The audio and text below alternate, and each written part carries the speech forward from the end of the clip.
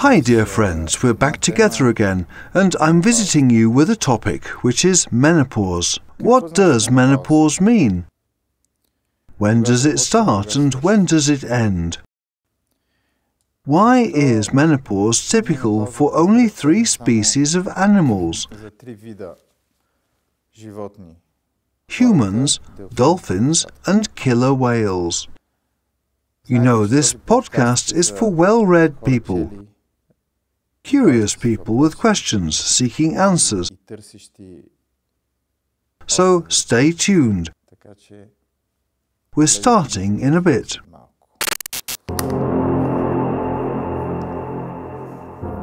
When evil is appalled, it must be a grandiose manipulation. I have never been honest and open, but now I must be. I hate this, but the truth I have to tell you is this. Menopause is something natural. It's part of our lives. Everything else, you be told, is unnatural. It does not pave the path to life, but to hell, breast cancer, obesity, heart attack.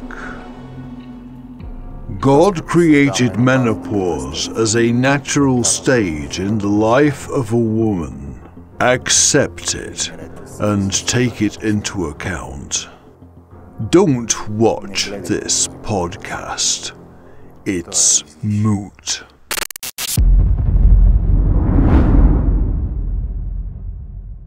It's interesting that menopause is such a large object that different artists create.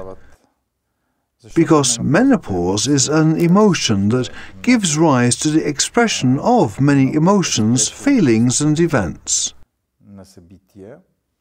But it seems that in medicine it is rarely spoken about. Not to mention written about. If you open up a science magazine, there is so much more written about all the different stages of a human's life, but very little discussion about menopause. Why is that? I'll try to answer. Most of all, this podcast will be an explanation of what menopause is. Things that you will probably not read or see in any video on the topic.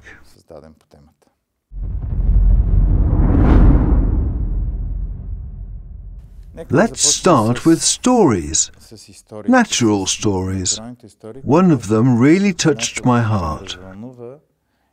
It was published in my favorite magazine, Nature.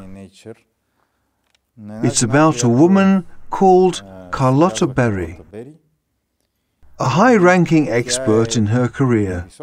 She started experiencing the symptoms of menopause.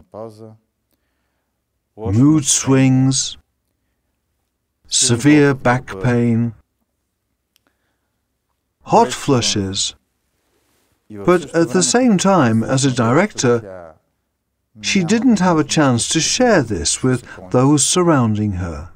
Furthermore, the whole team she worked with were men who could not even understand her situation. So she started taking non-steroidal anti-inflammatory drugs to ease the pain, almost getting intoxicated.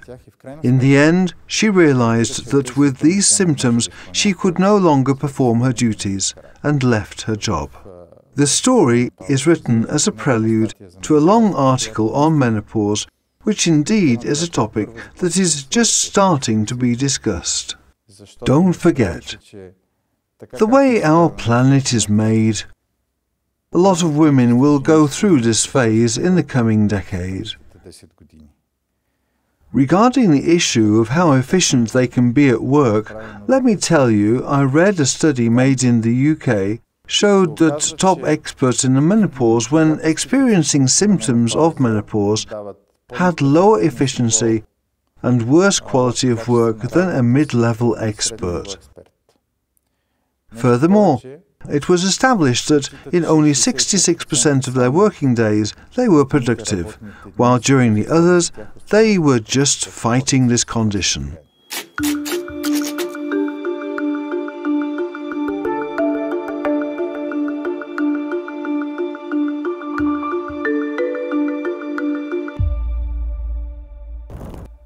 Another interesting thing noted in the same article was that employers, and generally people who deal with staffing, give much more attention to pregnancy and birth among their employees, but nobody has any idea, or at least do not take any measures, for women in menopause. Also, what women share in this article is that their colleagues do not understand their condition. But the young colleagues they work with, they have no idea about how they feel or what their condition is at the moment. So, these women become isolated and have to overcome it on their own. Do not forget, at this point they are usually at the top of their careers, at the peak of their artistic capabilities. So, I am going to raise the question, is menopause a natural thing? But we will speak about this in a moment.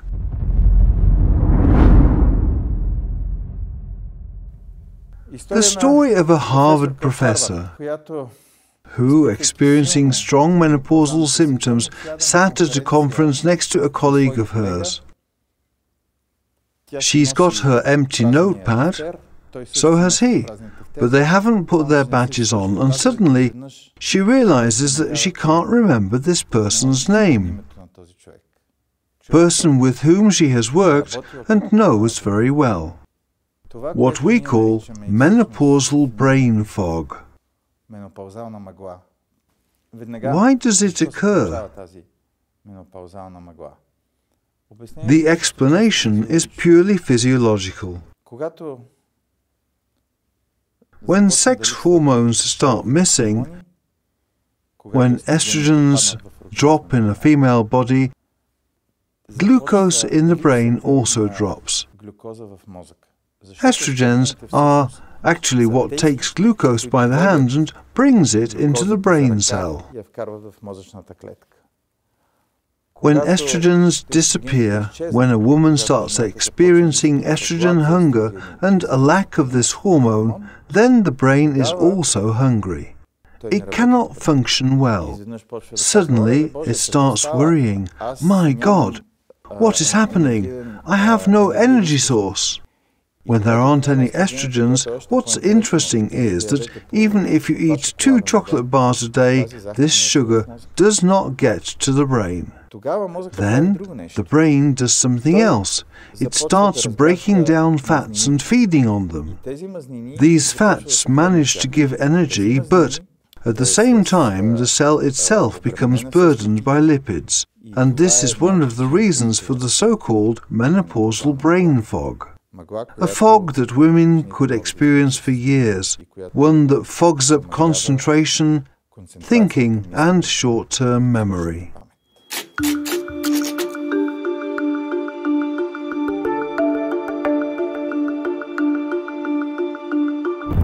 If you ask gynecologists when menopause starts, they say it's the last menstrual cycle of a woman and 12 consecutive months following it without a period. Pretty simple. But that's not true. Menopause is actually something about which nobody knows when it will start or end. I'd rather not call it menopause, I'd call it the third phase in the life of a woman. It starts with a transition that we call perimenopause.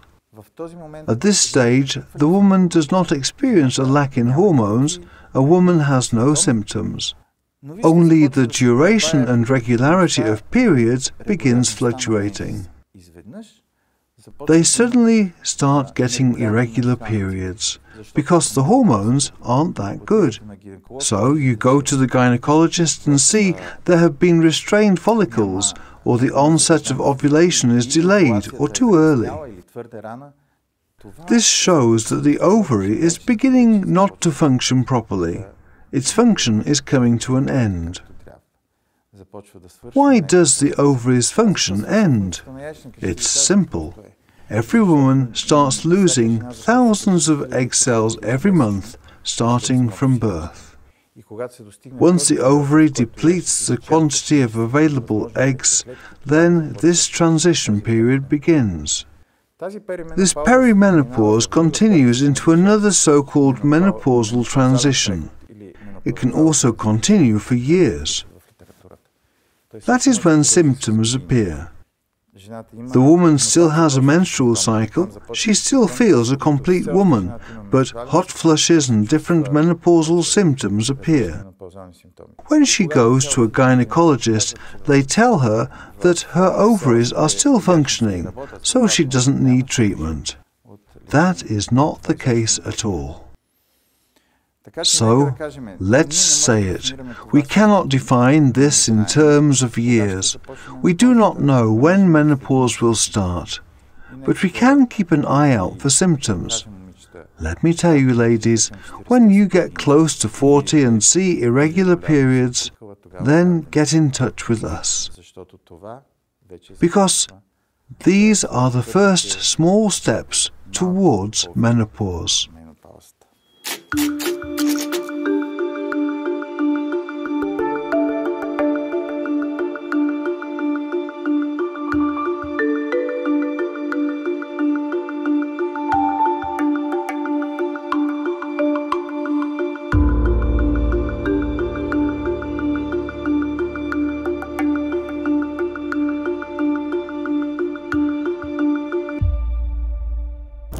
Explaining these stages of menopause, I will once again say, although it is defined as one single last menstruation, it is actually a long process and period where these changes occur. I will immediately move on to the question of why these changes happen. The reasons might surprise some of you. Because your body remembers the past of your ancestors. This is the major secret that you might not understand or hear from anywhere else. Why does menopause affect only humans, dolphins and killer whales? Just a few weeks or months ago, in the evolutionary biology section of Science, there was a study on menopause among killer whales. Killer whales live for some 80 years, approximately the same as human longevity, and in their life they have 2 or 3 little ones. They stop reproducing and menstruating around the age of 40 to 45. The same goes for dolphins. Why? Because in evolutionary biology they discovered that when a killer whale stops reproducing, it protects its offspring, especially males, from other females in the pod. Her job is to teach them, to guide them, but above all protect them and take care of their subsistence, because male killer whales are the fastest to become victim and disappear. This hinders their reproduction. Therefore, the body of killer whales knows that they should protect male individuals, and this is a process that occurs among them. And what happens with humans? When a family has to take care of the subsistence of the young, the woman has to stop procreating. Stop! Why? Because throughout our lengthy human history, memory has been embedded into your body that men slowly and gradually disappear in wars and illnesses, and there is nobody to provide for the young ones. Therefore, the only way for the population to be kept, for the young ones to grow and be fed, is for you to replace the missing dead men, be it in ancient times when hunting, or later at war among us. And oh, are we good at that. By other individuals that in the end have to care for the nurturing, work out in the fields, bond crops, all that. In the end, your body decides to stop procreating because you need to take care of the younger generation. In other words, if I were to define now the third phase in the life of a woman, since I do not call it menopause, it is how, slowly and gradually, the woman stops being a woman, and slowly and methodically starts transforming into something much closer to the male individual than to what it was before. I know that some of you might now shudder and think, what about genders? How is this possible? But let me put it medically. With the changes that occur from the cessation of your ovarian functions, if you compare cholesterol and the metabolic profile of a woman at menopausal and a man at the same age, you'd see they're almost identical. That means that the individuals converge with one another in order to care for the generations after them. So I ask, if this memory has remained since antiquity, is it a natural state? I will immediately tell you that it isn't a natural state, but your body and your brain, remember, it is embedded in your body as of birth. Why? Because it's epigenetics. We bear the memory of our ancestors in our bodies. This isn't genetics, but epigenetics.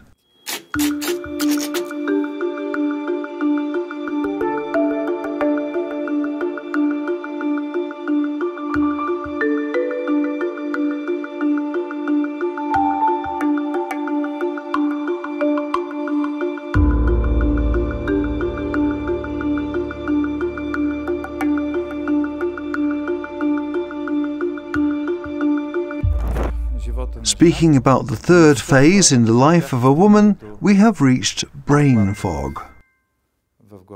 Why does this happen?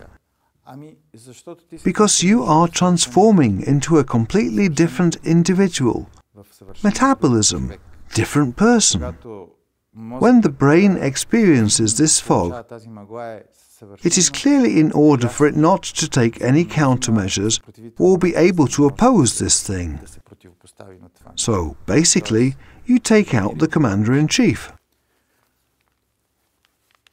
Then, we start with hot flushes. The lack of hormones causes hot flushes in the brain. If you review science literature, you'll see that among rats, they never experience menopause. If they are subjected to extreme heat, the cells of their thermoregulatory hypothalamus, which is the part of the brain responsible for thermoregulation and many other things, suddenly neurons become very big and have thick tails, axons. This is also observed in dissecting women in menopause. That means the brain temperature rises, and this could continue for 7 years in your body. Some even say that among African Americans this could continue for 10.5 years. So, for no less than 7 years, you live on the verge of hell. Sleep disappears. As I mentioned, why menopause appears, it's normal. The brain is fighting fiercely, trying to adapt somehow to its new environment. Of course, lack of sleep could also be due to stress and several other problems we have in our everyday lives. When a woman is in the stage of transitioning to the third phase, she experiences many problems, but sleep is lost because of the transition to menopause. Depression and low mood. It can all be traced back again to the brain. It doesn't like the lack of hormones, its new situation and its new role. It is natural that it won't secrete dopamine and will limit serotonin. Naturally, this will have an effect. Moving on. The vagina. It is first affected by anaerobic infections that are called bacterial vaginosis and become recurrent. Why? Because the lack of hormones causes the death of natural lactobacillus in the vagina. Since it is rich in the glycosin it produces, other bacteria that were suppressed by the lactobacillus immediately take its place. Furthermore, the absence of hormones lowers collagen in the vagina, making the wall thinner and much less flexible than during the time when you are sexually active.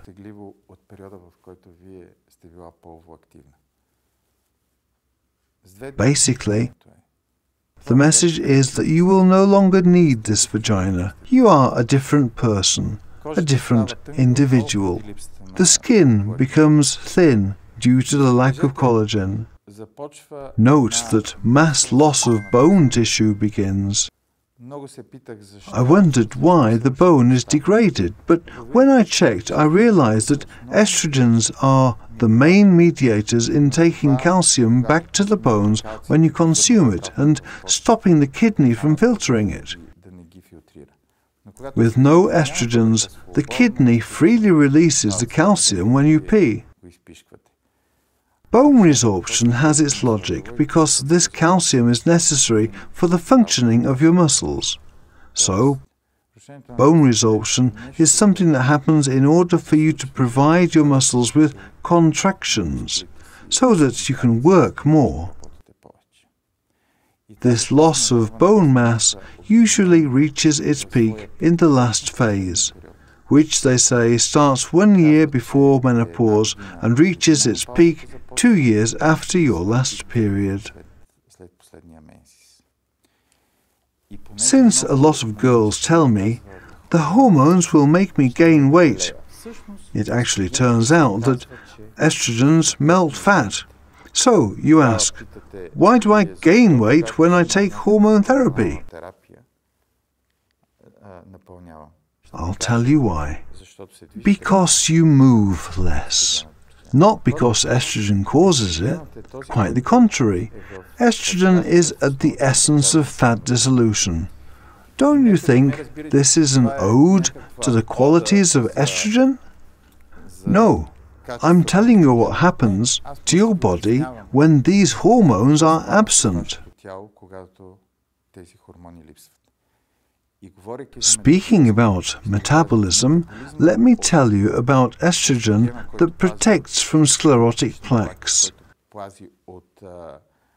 that protects from vascular incidents. Suddenly, its entire metabolism turns to a lipid profile similar to that of men. So, you are at higher risk of cardiovascular disease and plaques in your vessels. Another typical thing in postmenopause is the accumulation of fat tissue that is not typical for the female metabolism. Among women, this usually happens in the pelvis, whereas in men, it usually occurs in the abdominal area and in the arms. Something every woman in postmenopause experiences is the typical so-called male obesity. I can speak at length about the symptoms, and this scheme you see taken from a favourite journal of mine, Cell. You can see there are long-term symptoms and immediate ones that affect the quality of life. The immediate ones I enumerated are the symptoms of the transition of your body from one state to another. The long-term ones are what the permanent new status causes in you.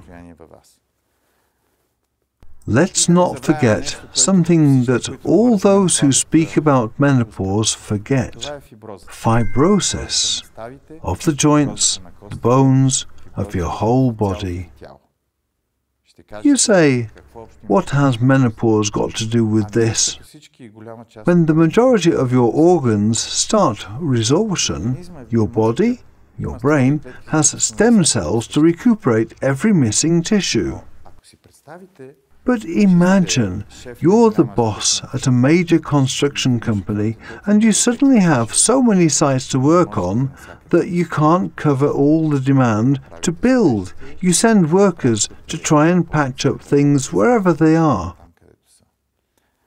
If bones and joints and other organs simultaneously begin needing renovation and the brain is busy fighting menopausal brain fog, it sends these fibroblasts to slowly and methodically begin putting connective tissue where there are missing functional areas.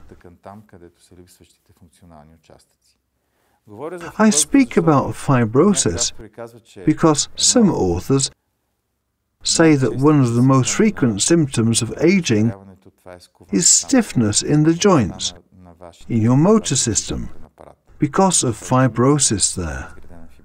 So, girls, do exercise, but we'll get to that in a bit.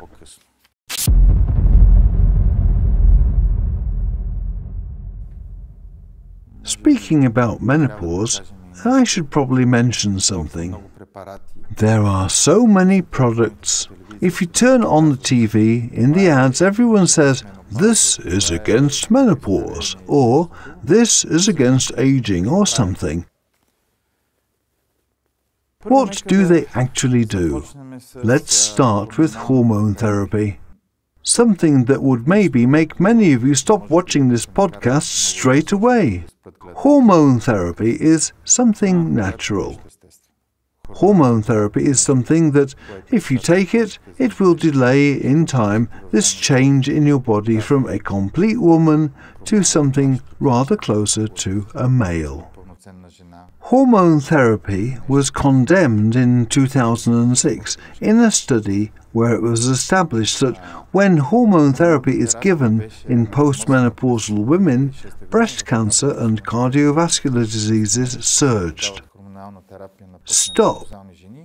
It would take too long for me to explain this trial in detail, but the best I read about it was that it included women aged 60.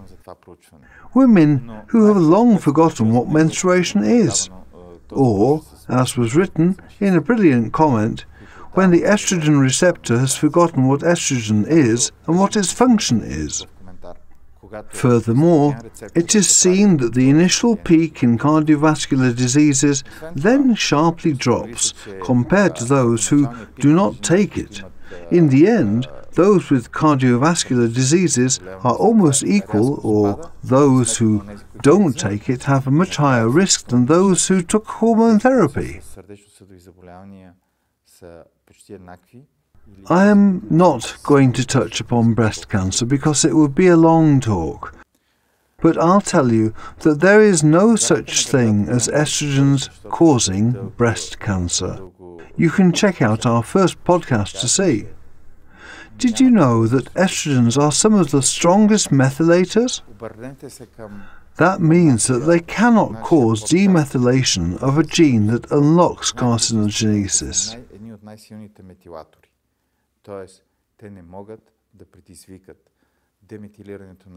This means that estrogen supports the multiplication of a cancer cell that has already formed.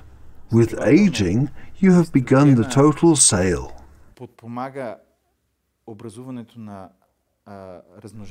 Different oncogenes have started circulating inside of you and have created cancer cells.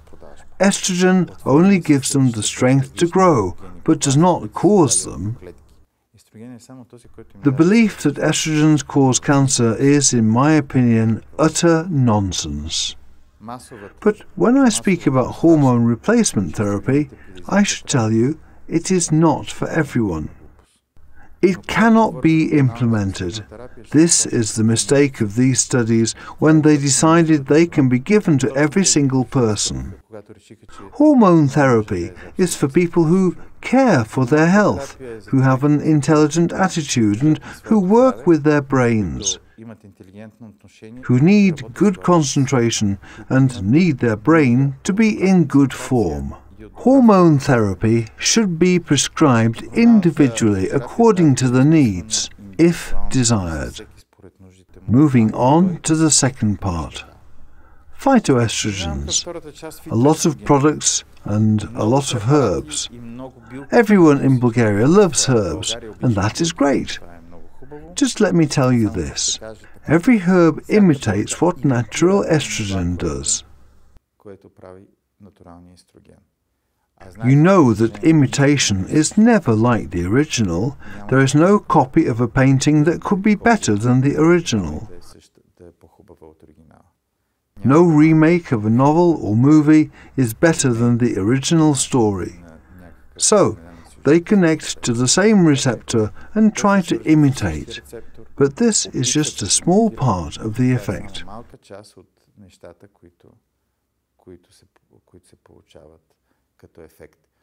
Let me put it this way. They are not harmful, nor are they without any effect, but only have a minimal effect compared to hormone replacement therapy.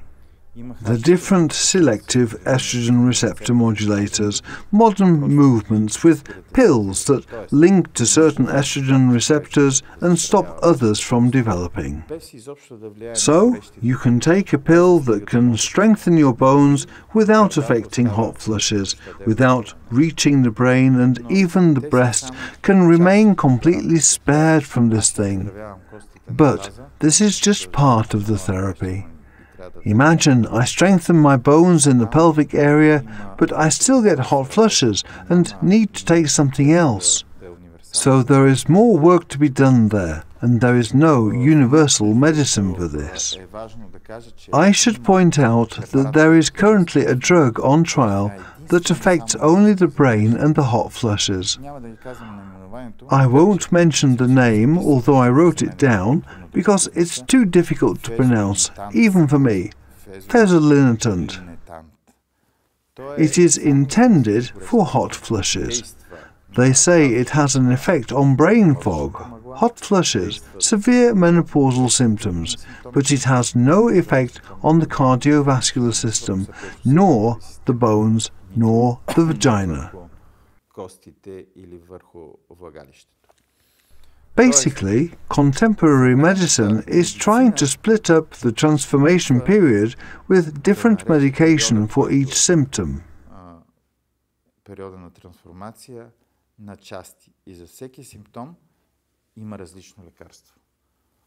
The truth is that this whole therapy should be strictly individualized, and you should take into account every single person separately, not only what they experience, but also what they do for a living, what lies ahead for them, what their workload is, and where they feel pain. Because back and lower back pain is sometimes not treated with anti-inflammatory drugs, but healed by treating the menopause. Something I can't help but say is that the same is valid for urogenital atrophy, a long-term problem that many women experience. It starts with burning, but then continues with different symptoms that need treatment. Let me tell you, it's not only hormone treatment, but there are also many options. We do it successfully with many girls with carcinomas and manage to deal with this very well. And since I feel I stayed for too long and spent too long provoking you with different things, I should most probably get to wrapping up. Let me tell you that starting from December we opened up a menopause consulting room. Despite our busy schedules and many commitments, my colleagues and I will be consulting there, because the treatment of a woman's third phase requires its own philosophy and understanding, as well as a lot of reading on the topic.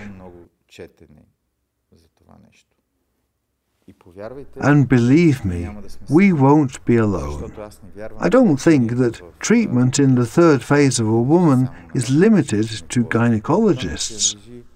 It is not limited to nutritionists or endocrinologists, not at all.